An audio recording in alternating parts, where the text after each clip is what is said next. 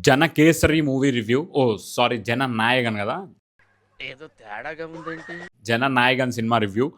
Very, very అన్‌ఫార్చునేట్‌గా విజయ్ గారి last cinema అని జెప్పి ఇంతకుముందు విన్నాం. కాకపోతే ఇది నిజంగా లాస్ట్ సినిమానే. సినిమా జూసాక నాకు ఎందుకు విజయ్ గారు సినిమాలు ఆపేస్తున్నారు, చేయొచ్చు గదా అనిపిచ్చింది. సరే ఇవన్నీ పక్కకు పెడితే సినిమా ఎలా ఉందంటే मैं अंदर जाके कॉफी ले आऊं? नहीं, इधर रखो। देखो मैं रउडिज़म सेटलमेंट। 'భగవంత్ కేసరి' కంటే కొంచెం ఎక్కువ బడ్జెట్ బెట్టారు. 'భగవంత్ కేసరిలో' ఉన్న బెస్ట్ ఆఫ్ బెస్ట్ సీన్స్ గాకుండా కొన్ని కొన్ని సీన్స్ అన్ని తీసుకొని ఒక 40-50% సీన్స్ తీసుకొని సినిమాని అలా లాక్కుంటొచ్చారు.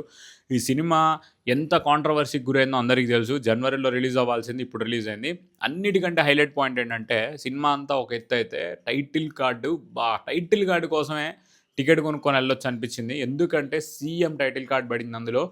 నెక్స్ట్ లెవెల్ ఎక్స్‌పీరియన్స్ వస్తది టైటిల్ కార్డ్ జూసినప్పుడు మీరు. తమిళనాడులో ముఖ్యంగా ఆయన హార్డ్ కోర్ ఫ్యాన్స్‌కి చాలా చాలా నచ్చుతది ఈ సినిమా. ఎందుకంటే వాళ్ళకి 'భగవంత్ కేసరి' తెలీదు గాబట్టి. ఇక సినిమా నార్మల్ ఆడియన్స్‌కి విషయానికొస్తే ఖచ్చితంగా ఈ సినిమా గనక ఎలక్షన్స్‌కి ముందు సీఎం అవ్వడానికి ముందు గనక రిలీజ్ అయితే చాలా చాలా కాంట్రోవర్సీ‌లకు గురయ్యేది.